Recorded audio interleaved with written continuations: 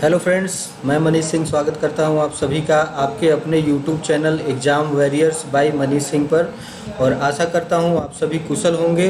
तो दोस्तों, आज फिर मैं हाजिर हूं आपके समक्ष टॉप 10 करंट अफेयर क्वेश्चंस के साथ, जो डेली का डोज 1 जून नाम से। आज हम उस पर चर्चा करेंगे कि कौन कौन से टॉप 10 करंट अफेयर्स के क्वेश्चंस हैं जो आपके आने वाले एग्ज़ाम के पॉइंट ऑफ व्यू से काफ़ी इम्पोर्टेंट होंगे और आपके लिए काफ़ी एक रामबाण साबित होगा। जैसे जैसे आप हमारे साथ रोज़ रोज़ के डेली के डोज से जुड़ते हो और 10-10 क्वेश्चन की एक श्रृंखला हम यहाँ पे प्रस्तुत करते हैं, आप धीरे धीरे हमारे साथ ऐसे ही बने रहें और उत्तरोत्तर रूप में जैसे आप देखोगे कि कुछ समय बाद आपके पास एक अच्छा खासा स्टॉक हो जाएगा करंट अफेयर्स के क्वेश्चंस का, और जिसके वजह से आप एग्ज़ाम में अच्छा स्कोर कर पाओगे। चाहे आप किसी भी एग्ज़ाम की तैयारी कर रहे हो, चाहे आप वनडे एग्ज़ाम की तैयारी कर रहे हो या फिर पीसीएस एग्ज़ाम्स की तैयारी कर रहे हो या फिर आईएएस की तैयारी कर रहे हो। फ्रेंड्स, सभी एग्ज़ाम्स में करंट अफेयर्स के क्वेश्चन हमेशा पूछे जाते हैं और इनका काफ़ी इम्पोर्टेंट रोल होता है उसमें। तो फ्रेंड्स, आशा करता हूँ आप सभी उपस्थित होंगे और घर पर ही होंगे। और तो चलिए इस सेशन का लाभ उठाते हैं हम लोग और चलते हैं पहले प्रश्न की ओर। पहला प्रश्न है आपके स्क्रीन पे फ्रेंड्स, विश्व तंबाकू निषेध दिवस वर्ल्ड नो टोबैको डे निम्नलिखित में से किस दिन मनाया जाता है। फ्रेंड्स, ये वर्ल्ड नो टोबैको डे है। जैसे कि हम जब भी किसी डे से रिलेटेड क्वेश्चंस को जब हम डिस्कस करते हैं यहाँ पे, तो उसके पीछे हमारा उद्देश्य ये होता है कि उस दिन पे या फिर उसके विषय वस्तु पे, उस दिन की जो विषय वस्तु है उसके प्रति हम एक वैश्विक रूप से जागरूकता का संचार करें और विश्व समुदाय को इसके प्रति जागरूक करें और अपने समाज को भी इसके प्रति जागरूक करें, जिससे उस दिन के प्रति जो हमारी जिम्मेदारी है, हमारी जो सामाजिक दायित्व है, उसको हम निभाएं। तो फ्रेंड्स, यहाँ पे जैसा प्रश्न है कि विश्व तंबाकू निषेध दिवस वर्ल्ड नो टोबैको डे निम्नलिखित में से किस दिन मनाया जाता है। तो ऑप्शन है फ्रेंड्स आपके सामने। पहला ऑप्शन है 10 जनवरी, दूसरा है 12 मार्च, तीसरा है 31 मई और चौथा है 20 जुलाई। तो फ्रेंड्स, मैं आपको बता दूं जो इसका सही आंसर है, जिस दिन हम वर्ल्ड नो टोबैको डे मनाते हैं, वो है 31 मई।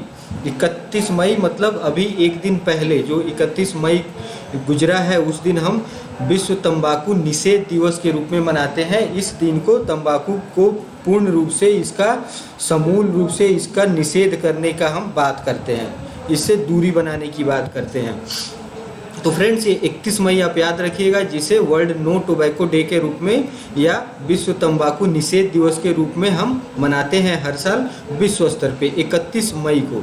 तो फ्रेंड्स, ये दिन इसलिए मनाया जाता है कि इस दिन को मनाने के पीछे जो उद्देश्य है वो है लोगों को स्वास्थ्य पर तंबाकू के बुरे प्रभाव के प्रति जागरूक करना। इसके लिए विभिन्न तरह के अभियान चलाए जाते हैं, कार्यक्रम चलाए जाते हैं, तरह तरह की गतिविधियाँ आयोजित की जाती है, जिससे लोगों को सचेत किया जा सके कि तंबाकू जो है ये काफ़ी डेंजरस है और इसको आप अपने जीवन से दूर करें। ठीक है फ्रेंड्स, अगर हम बात करें WHO के अनुसार, इसके एक डेटा पे अगर हम बात करें, इसके सर्वे पे अगर हम बात करें, तो तंबाकू से हम देखते हैं दुनिया भर में 8 मिलियन से अधिक लोगों की मौत होती है। तो फ्रेंड्स, 8 मिलियन ये एक बहुत बड़ा आंकड़ा है। 8 मिलियन मतलब आप समझ रहे होंगे कि 80 लाख लोग, 80 लाख लोगों की हर साल इससे मृत्यु होती है। तो एक तरह से आप देखो तो ये कोरोना से भी ज़्यादा भयावह है ये, ठीक है। और ये तंबाकू का जो सेवन करते हैं रेगुलर, इससे कैंसर की भी संभावना ज़्यादा रहती है और एक लाइलाज बीमारी है। तो फ्रेंड्स, इस रोग के प्रति, इसके निवारण के लिए, तंबाकू को छोड़ने के लिए इस दिवस को मनाया जाता है, जो 31 मई को हम हर वर्ष मनाते हैं। और फ्रेंड्स, अगर हम बात करें कि जब भी कोई दिवस हम मनाते हैं तो उसका कोई न कोई एक विषय होता है, एक विषय पे वो फोकस्ड होता है, या फिर उसको अगर अंग्रेजी में कहें तो उसका एक थीम होता है। तो इस बार का जो विषय है वो है तंबाकू छोड़ने के लिए प्रतिबद्ध। ये उसका टैगलाइन है, ये इसका थीम है कि आप तंबाकू छोड़ने के लिए प्रतिबद्ध हो।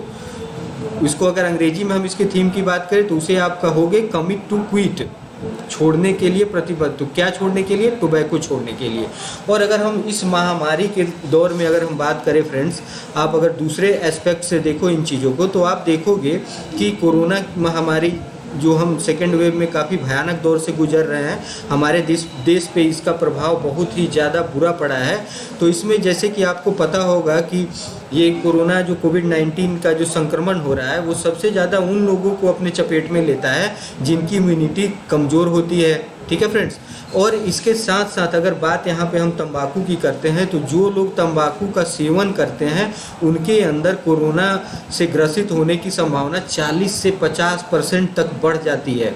तो किसी भी एंगल से देखो तो ये हमें मृत्यु की ओर ले जाता है और ये एक जानलेवा पदार्थ है। तो इसे छोड़ने के लिए प्रतिबद्धता जाहिर करने के लिए हम प्रतिवर्ष 31 मई को तंबाकू निषेध दिवस के रूप में मनाते हैं। तो फ्रेंड्स, आपको ये याद रखना है, ये क्वेश्चन काफ़ी इंपॉर्टेंट है और ये वनडे एग्जाम्स के लिए, पीसीएस एग्जाम्स के लिए, या फिर आप यूपीएससी की तैयारी कर रहे हो या फिर आप पीसीएस जैसे कि और अदर स्टेट्स होते हैं, जैसे आप जेपीएससी की तैयारी करो या बीपीएससी की तैयारी करो या फिर यूपी पीसीएस की तैयारी करो, इन सारे एग्जाम्स में समान रूप से इस तरह के क्वेश्चन पूछे जाते हैं और ये समान रूप से महत्वपूर्ण रोल प्ले करते हैं। तो फ्रेंड्स, ये आपको याद रखना है। अब हम बढ़ते हैं अगले प्रश्न की ओर। अगला प्रश्न है आपके स्क्रीन पे फ्रेंड्स, निम्नलिखित में से किस मंत्रालय ने युवा लेखकों को प्रशिक्षित करने के लिए युवा प्रधानमंत्री योजना की शुरुआत की है? तो फ्रेंड्स, यहाँ आपको याद रखना है इस योजना का नाम क्या है। तो इसका नाम है युवा प्रधानमंत्री योजना। ठीक है फ्रेंड्स, इसके ऑप्शंस क्या हैं? ऑप्शंस है आपके सामने आपके स्क्रीन पे। पहला ऑप्शन है शिक्षा मंत्रालय, दूसरा ऑप्शन है वित्त मंत्रालय, तीसरा ऑप्शन है गृह मंत्रालय और चौथा ऑप्शन है रक्षा मंत्रालय। तो फ्रेंड्स, ये आपको पता करना है, ये आपको बताना है इस प्रश्न के माध्यम से कि ये किस मंत्रालय की पहल है, इस तरह की योजना किस मंत्रालय के द्वारा संचालित की जा रही है। यहाँ पे जैसे नाम से आपको पता चलता है युवा प्रधानमंत्री योजना। तो फ्रेंड्स, ये कोई प्रधानमंत्री बनाने की बात नहीं हो रही है, ये एक विषय वस्तु के विशेष पे हम बात करेंगे। तो पहले हम ये जान लें कि इसका आंसर क्या है। तो इसका जो आंसर है वो है फ्रेंड्स शिक्षा मंत्रालय।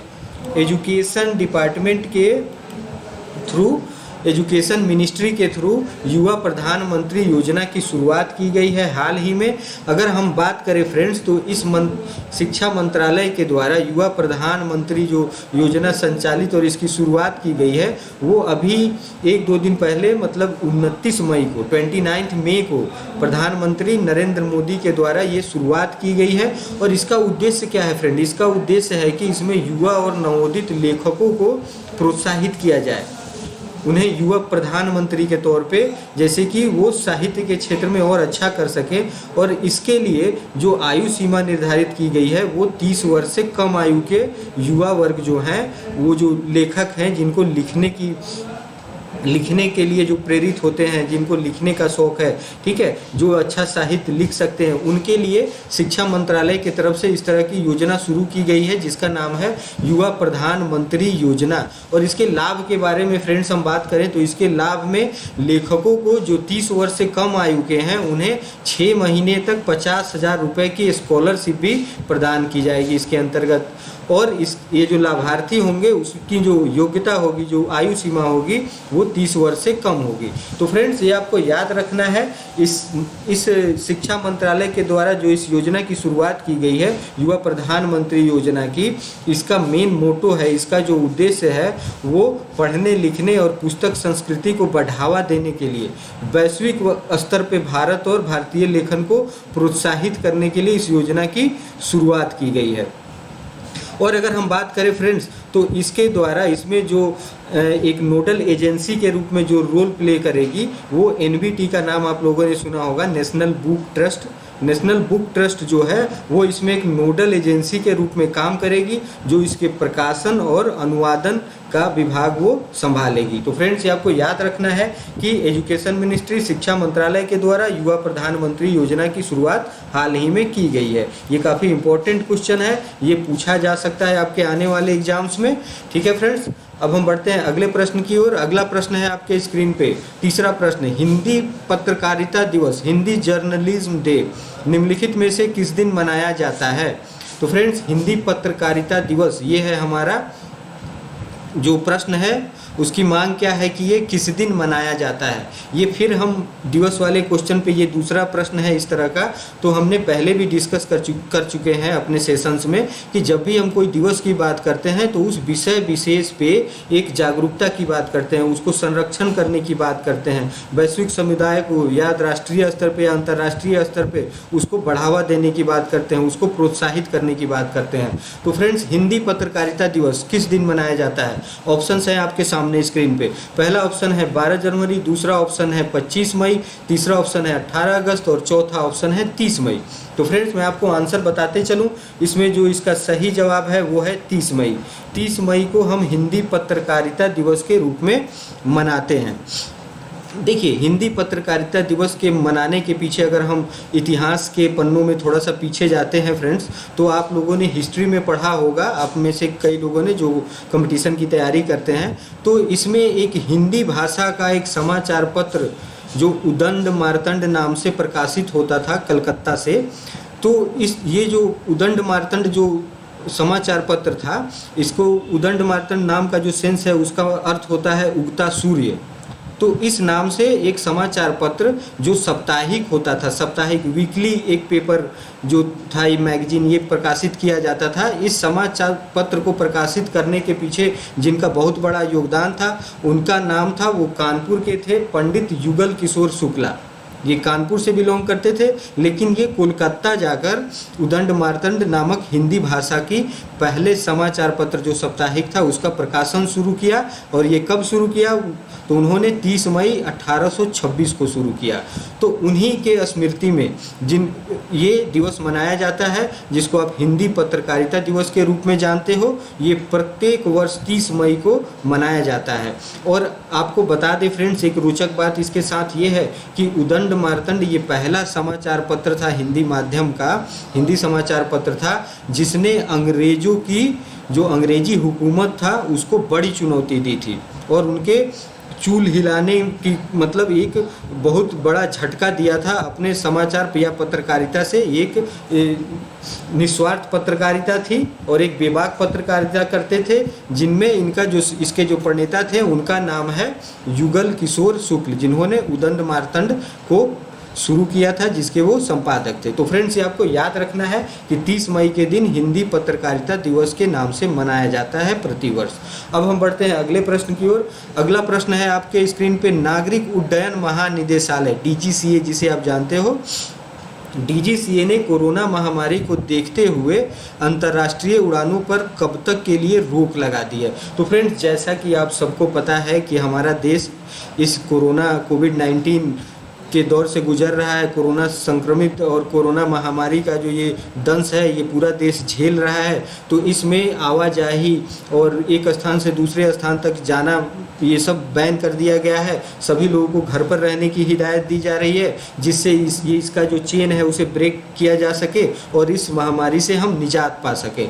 तो उसी श्रृंखला में इस कोविड-19 की सिचुएशन को देखते हुए इस पर रोक लगाने के उद्देश्य से नागरिक उड्डयन महानिदेशालय ने अंतर्राष्ट्रीय उड़ानों पर बैन लगा दिया है। और ये कब तक के लिए बैन लगा दी गई है? तो ऑप्शंस है फ्रेंड्स आपके सामने, हम ऑप्शंस की ओर आते हैं, देखते हैं। पहला ऑप्शन है 10 जून तक, दूसरा है 30 जून तक, तीसरा है 25 जुलाई तक और चौथा है 15 जुलाई तक। तो फ्रेंड्स, मैं आपको आंसर बताते चलूँ, इसमें जो सही उत्तर होगा, जो सही जवाब होगा वो है 30 जून। 30 जून तक DGCA ने, नागरिक उड्डयन महानिदेशालय ने 30 जून तक अंतर्राष्ट्रीय उड़ानों पर प्रतिबंध लगा दिया है। और ये प्रतिबंध किस लिए लगाया गया है? तो ये कोरोना महामारी को देखते हुए जो एक वैश्विक रूप से फैला हुआ है और इसके जो संक्रमण है उसमें कमी की जा सके, उसको देखते हुए एक एहतियाती कदम के रूप में ये फैसला लिया गया है। लेकिन अगर आपको बता दें, इसमें यह प्रतिबंध जो है वो अंतर्राष्ट्रीय ऑल कार्गो संचालन और विशेष रूप से विमानन नियामक द्वारा अनुमोदित उड़ानों पर लागू नहीं होगा।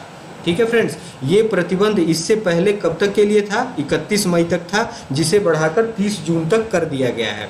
और इसमें जिन जिन सुविधाओं को छूट दी गई है वो है अंतर्राष्ट्रीय कार्गो संचालन सेवाएं या फिर कोई विशेष विमान, जैसे कि अभी आप देखते होंगे इस महामारी के दौर में विदेश से अगर हम बात करें तो ऑक्सीजन वो कंसंट्रेट की बात की जा रही है जो वहाँ से आते हैं विदेशों से। अगर हम वैक्सीन की बात करें तो वो भी विदेशों से आ रही हैं। तो इन सब तरह के गतिविधियों को छोड़कर एक नागरिकों के लिए, आम जनता के लिए, जो एक जगह से दूसरे जगह जाने के लिए जो पैसेंजर यूज करते हैं डेली के उड़ानों की, उस पर ये बैन लगाया गया है। 30 जून तक इस अवधि को बढ़ा दिया गया है। तो फ्रेंड्स, हम बढ़ते हैं अगले प्रश्न की ओर। अगला प्रश्न है आपके स्क्रीन पे, भारतीय रिजर्व बैंक आरबीआई ने नियामक अनुपालन में कमी को लेकर एचडीएफसी बैंक पर कितने करोड़ रुपए का जुर्माना लगाया है? तो फ्रेंड्स, जैसा कि आप सबको पता है कि आरबीआई जो है, रिजर्व बैंक ऑफ इंडिया, ये एक शीर्ष बैंकिंग संस्था है हमारे देश की, जो इकोनॉमिकल गतिविधियां जो होती हैं या फिर जो इसके अंतर्गत जो बैंक्स आते हैं उनको रेगुलेट करने के लिए अपनी गाइडलाइन जारी करती है। अपने नियामक इसके होते हैं जिसको सारे बैंक्स को फॉलो करने होते हैं। तो इसके संदर्भ में अगर कोई कहीं पे गड़बड़ी पाई जाती है तो वो इस पर त्वरित कार्रवाई करती है या फिर उस पर जुर्माना लगाती है। तो ये जो एचडीएफसी बैंक प्रश्न के अनुसार इस पर कितने करोड़ रुपए का जुर्माना अभी हाल ही में भारतीय रिजर्व बैंक ने लगाया है?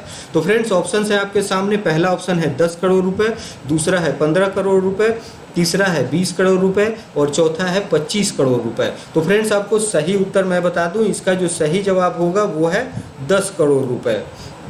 तो आरबीआई ने हाल ही में 10 करोड़ रुपए का जुर्माना लगाया है एचडीएफसी बैंक पर। ये आपको याद रखना है। ये बैंकिंग एंड फिनांस सेक्टर से इस तरह के क्वेश्चन हमेशा पूछे जाते हैं, चाहे आप वनडे एग्जाम की तैयारी कर रहे हो या फिर पीसीएस एग्जाम की। इसमें नियमित रूप से इस तरह के क्वेश्चन बैंकिंग एंड फिनांस से पूछे जाते हैं। तो आपको बैंक का नाम याद रखना है। तो फ्रेंड्स, अब इसको हम थोड़ा सा विस्तृत रूप में देखेंगे कि भारतीय रिजर्व बैंक ने नियामक अनुपालन में कमियों के लिए एचडीएफसी बैंक लिमिटेड पर 10 करोड़ रुपए का जुर्माना लगाया है। और उसके हवाले से ये कहा गया है कि बैंकिंग विनिमय अधिनियम 1949 की जो आर्टिकल 6(2) है और आर्टिकल 8 है, उसके प्रावधानों के तहत एचडीएफसी बैंक को इसमें दोषी पाया गया है और इसलिए उस पर यह जुर्माना लगाया गया है। तो फ्रेंड्स, ये आप सबको पता है कि ये आरबीआई के जो गाइडलाइंस होते हैं, इसके जो नियामक होते हैं, उसका जो सही से अनुपालन कोई अगर जो बैंक है वो अगर नहीं कर रहा है तो उस पर जुर्माना लगाने का, उस पर कार्रवाई करने का अधिकार होता है भारतीय रिजर्व बैंक के पास, अगर उसके अनुपालन में कमियां देखी जाती हैं तो। ठीक है फ्रेंड्स, अब हम बढ़ते हैं अगले प्रश्न की ओर। अगला प्रश्न है आपके स्क्रीन पे, हाल ही में किस देश ने कोरोना के बढ़ते मामलों के चलते 1 से 14 जून तक संपूर्ण लॉकडाउन लगाने की घोषणा की है? तो फ्रेंड्स, जैसा कि आप सबको पता है कि अभी कोविड-19 का दौर चल रहा है। कोरोना महामारी के दौर में ये लॉकडाउन की जो ये प्रक्रिया है ये बहुत ही आम बात हो गई है। जैसे कि हम अगर भारत के संदर्भ में बात करें तो यहाँ अब जो लॉकडाउन लगाने की जो प्रक्रिया है, इस पे जो निर्णय है वो राज्य सरकार भी लेती है। तो वो अपने यहाँ जिस तरह संक्रमण का जैसी स्थिति होती है उस स्थिति के आधार पे वो आंशिक या पूर्णकालिक लॉकडाउन लगा सकते हैं। तो फ्रेंड्स, यहाँ पे हम बात कर रहे हैं कि 1 से 14 जून तक किस देश ने लगाई है। ये इंटरनेशनल अफेयर्स का क्वेश्चन है। तो इसमें हम ऑप्शंस की ओर बढ़ते हैं। पहला ऑप्शन है भूटान, दूसरा ऑप्शन है मलेशिया, तीसरा ऑप्शन है इंग्लैंड और चौथा ऑप्शन है न्यूजीलैंड। तो फ्रेंड्स, इसमें जो सही आंसर है वो है मलेशिया। मलेशिया ने हाल ही में 1 से 14 जून तक संपूर्ण लॉकडाउन लगाने की घोषणा की है और इसके पीछे जो उसकी मंशा है वो कोरोना के बढ़ते मामलों पर रोक लगाने के लिए, उसको सेंसर लिमिट करने के लिए इस तरह की घोषणा की गई है कि 1 से 14 जून तक संपूर्ण लॉकडाउन की स्थिति रहेगी। और वहाँ पे हम बता दें फ्रेंड्स आपको कि मलेशिया में हर रोज़ करीब 8,000 से अधिक केस आने लगे थे कोरोना संक्रमण के और इसलिए देश भर में लॉकडाउन का ऐलान किया गया।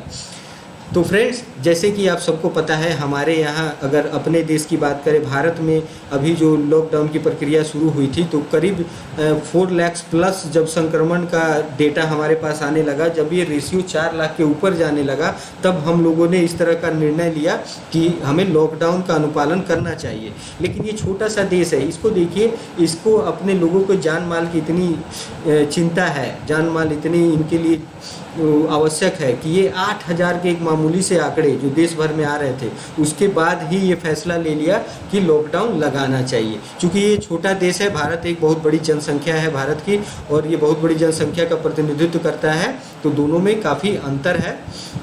तो फ्रेंड्स, ये आपको याद रखना है कि इंटरनेशनल लेवल पे जो देश है वो मलेशिया है, जो 1 से 14 जून तक संपूर्ण लॉकडाउन लगाने की घोषणा हाल ही में किया है। ठीक है फ्रेंड्स, अब हम बढ़ते हैं अगले प्रश्न की ओर। अगला प्रश्न है आपके स्क्रीन पे, निम्नलिखित में से किस राज्य सरकार ने कोविड-19 महामारी में अपने माता पिता को खोने वाले बच्चों के कल्याण हेतु मुख्यमंत्री शिशु सेवा योजना की घोषणा की है?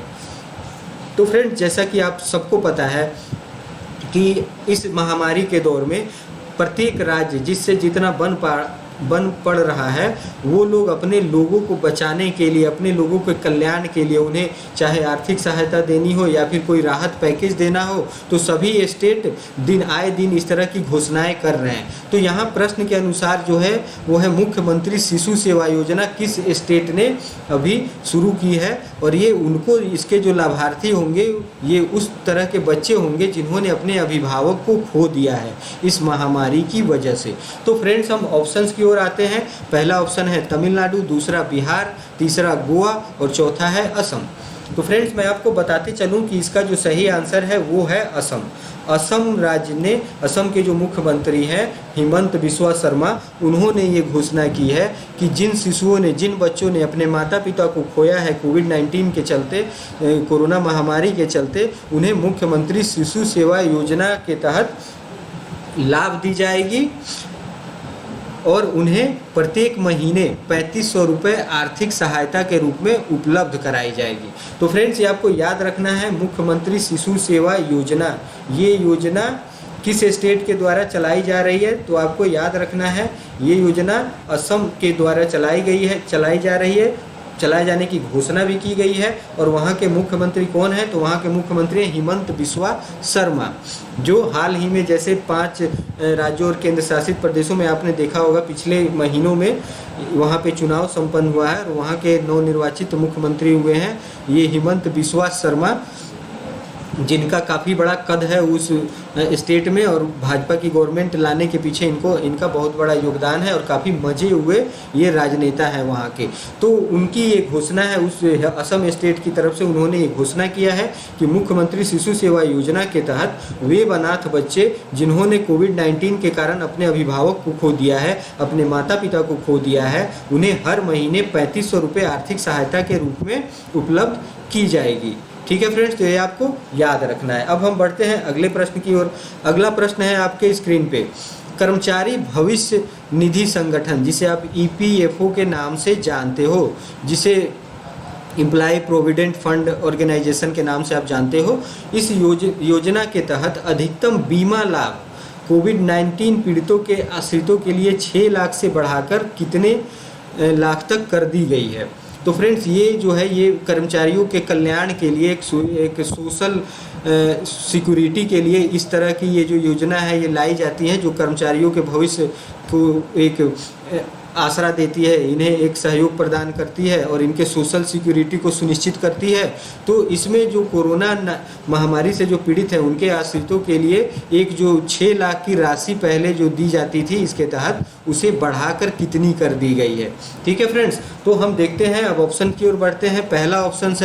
पहला ऑप्शन है 8 लाख रुपए, दूसरा है 9 लाख रुपए, तीसरा है 7 लाख रुपए और चौथा है 10 लाख रुपए। तो फ्रेंड्स, मैं आपको इसका सही उत्तर बताता हूँ, ये है 7 लाख रुपए, जिसे EPFO ने बढ़ाकर 6 लाख से 7 लाख रुपए कर दिया है।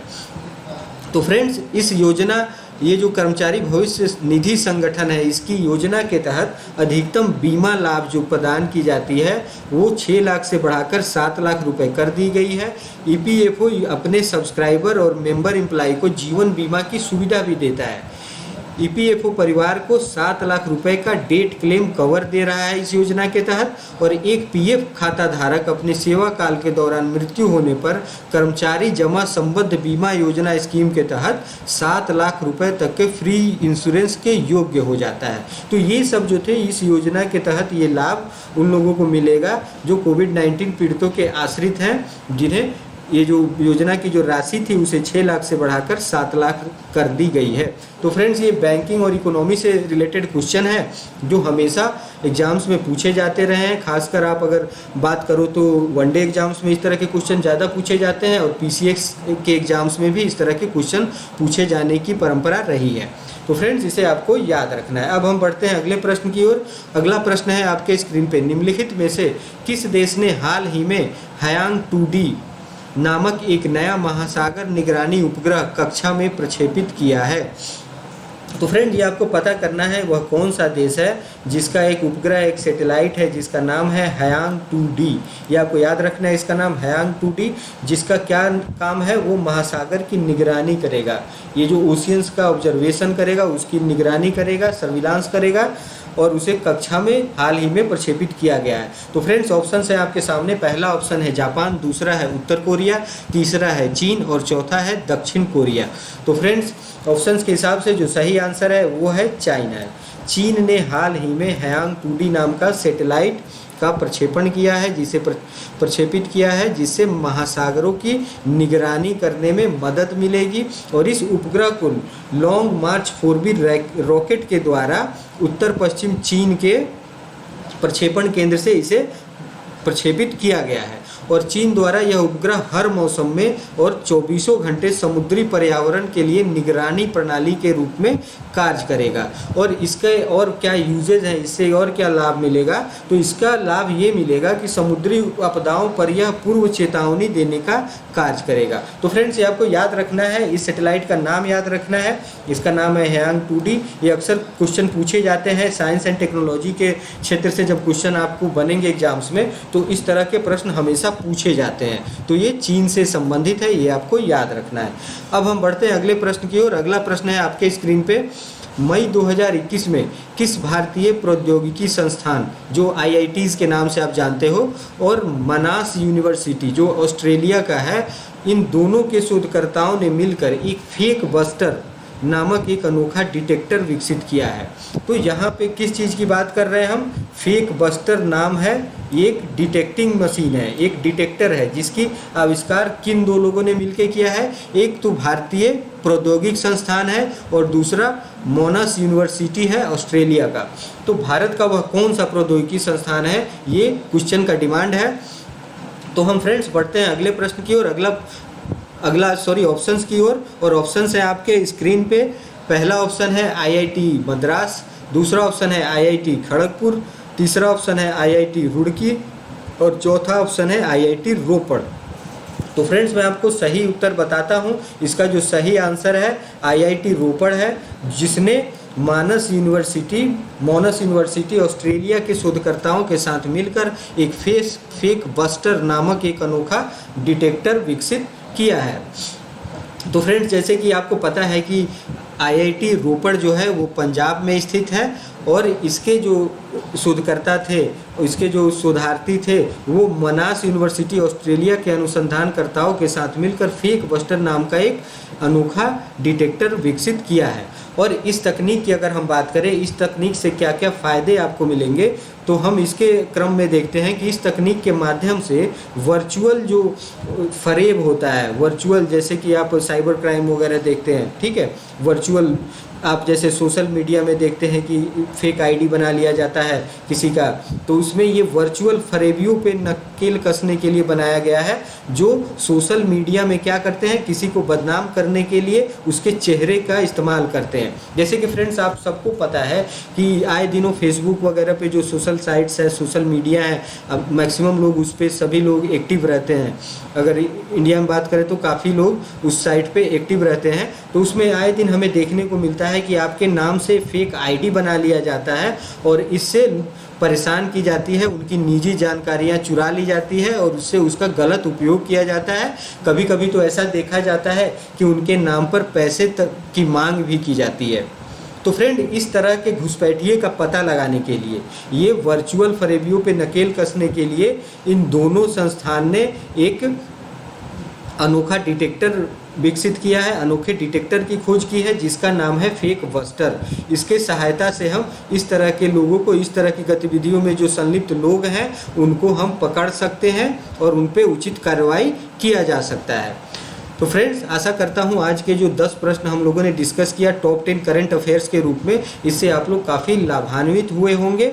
और आप लोग इसी तरह रोज़ हमारे साथ बने रहिए Exam Warrior by Mani Singh के साथ, और कोशिश कीजिए कि आप अपने लोगों को और ज़्यादा से ज़्यादा संख्या में जोड़ने की कोशिश करें और उनसे शेयर करें, उनसे सब्सक्राइब करवाएं कि चैनल और इसका जो रीच है वो ज़्यादा से ज़्यादा लोगों तक पहुँचे और मैक्सिमम लोग इसका लाभ उठा सकें।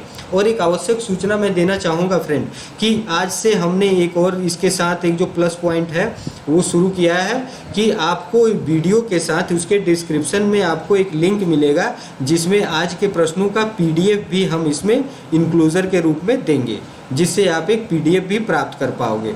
तो फ्रेंड्स, आज के लिए हम विदा लेते हैं। हमारे साथ बने रहने के लिए, इस सेशन में बने रहने के लिए बहुत बहुत धन्यवाद। इसी तरह आप हमारे साथ ट्यून्ड रहिए और रोज़ नए नए टॉप 10 करंट अफेयर्स के वीडियो को देखिए। धन्यवाद।